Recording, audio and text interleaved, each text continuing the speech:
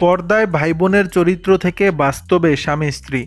ওপার বাংলার টেলিভিশন মিডিয়ায় বেশ পরিচিত দুই অভিনয় শিল্পী সুদীপ সরকার ও অনিন্দিতা রায়চৌধুরী 2 বছর আগে বিবাহ বন্ধনে আবদ্ধ হন তারা। কয়েক মাস আগে ছিল তাদের দ্বিতীয় বিবাহবার্ষিকী।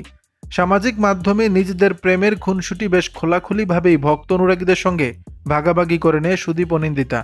এবার প্রেমের মাখামাখিটা আরও বাড়িয়ে দিলেন এই দুই অভিনয় শিল্পী। সামাজিক মাধ্যমে একটি ছবি শেয়ার করেছেন সুদীপ।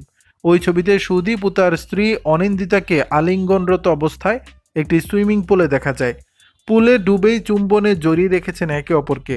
সুদীপ এই ছবির ক্যাপশনে লিখেছেন, আমরা রূপকথায় বিশ্বাসী।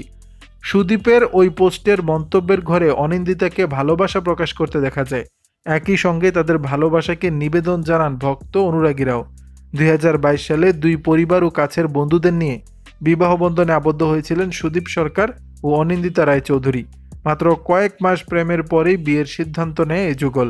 এর আগে রচনা ব্যানার্জির সঞ্চালনায় টেলিভিশন অনুষ্ঠান দিদি নাম্বার ওয়ানে নিজেদের ভাই বোন বলে পরিচয় দিয়েছিলেন সুদীপ অনিন্দিতা। তবে সেটা বাস্তব জীবনে না, সবিজে আসার পর ভাই বোনের চরিত্রে ছিলেন তারা। ওই অনুষ্ঠানে অভিনেত্রী বলেছিলেন, গোয়েন্দা গিন্নিতে আমি আর সুদীপ একসঙ্গে কাজ করতাম। ওখানে আমার দাদার চরিত্রে অভিনয় করেছিল। একটি দৃশ্যে দেখানো হয়েছিল আমি মারা গিয়েছি আর ও আমাকে ধরে কাঁদছে। এ ঘটনা শুনে রচনা হাসতে হাসতে বলেছিলেন, বোন রে ওঠ রে বলতে বলতে একেবারে বউ বানিয়ে ফেললো। দর্শক, বিষয়টি নিয়ে আপনাদের মতামত জানাবেন নিচের কমেন্ট বক্সে।